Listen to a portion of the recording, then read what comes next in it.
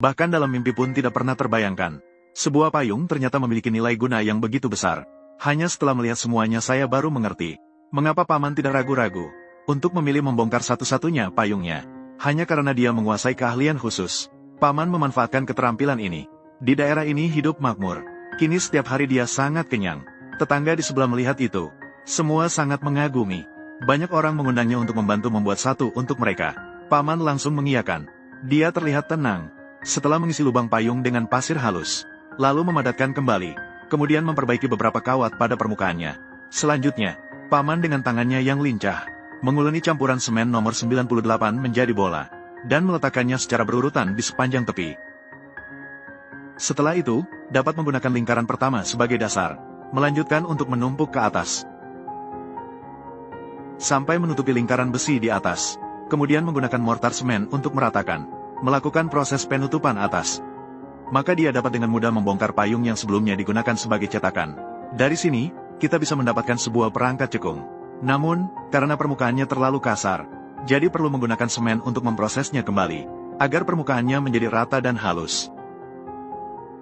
Namun, ini bukanlah poin utamanya. Terlihat pamannya kembali di tanah, mengumpulkan sekumpulan pasir halus yang berantakan. Setelah digerakkan ke kiri dan ke kanan, maka terbentuklah bentuk biji semangka.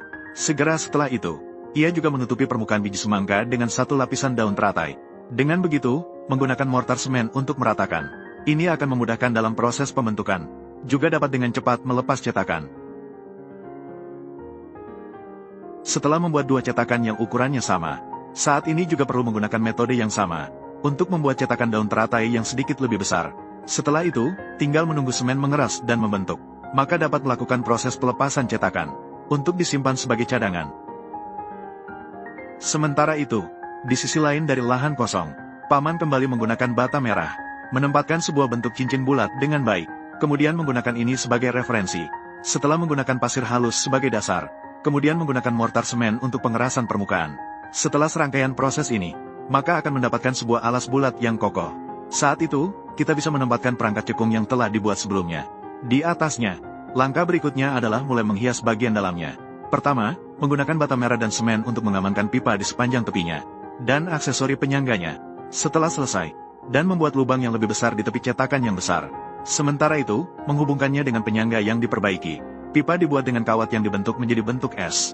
Melakukan pengikatan untuk mengamankan. Jadi, setelah melihat ini, apakah semua orang sudah menebak apa yang sedang dibuat oleh Paman? Kita bisa lihat Paman terlebih dahulu mengamankan alasnya dengan kuat. Kemudian menggunakan kain handuk yang direndam dalam mortar semen, lalu membungkusnya. Setelah melakukan operasi yang lancar dan mahir, tidak lama kemudian, sebuah patung semen yang mirip dengan bentuk angsa, perlahan mulai terbentuk. Mengingat ini adalah angsa, maka sayap angsa tentu juga harus ada. Setelah Paman menutupi kedua sisinya dengan mortar, lalu mengamankannya di kiri dan kanannya, sambil menggunakan kawat untuk menghubungkan dan mengamankan. Petani di pedesaan sangatlah sulit. Setiap hari bekerja keras dari pagi hingga malam, berkorban banyak tenaga dan pikiran untuk melakukan inovasi. Jadi, setelah melihat ini, semua orang pasti bisa melihat apa yang dibuat oleh Paman, bukan? Betul sekali. Ini adalah satu karya yang dibuat dengan mortar semen. Kolam ikan hias berbentuk angsa. Sekarang tinggal diisi dengan air, maka bisa mulai memasukkan benih ikan untuk dibudidayakan. Bukankah itu sangat menakjubkan? Tidak hanya bentuknya yang unik, tetapi juga pembuatannya sangat sederhana. Harus diakui, keahlian Paman ini benar-benar hebat. Sekarang pertanyaannya, bagaimana pendapat kalian tentang desain kreatif ini? Apa pendapat kalian? Jika nilai sempurna adalah 10, kira-kira berapa nilai yang bisa kamu berikan?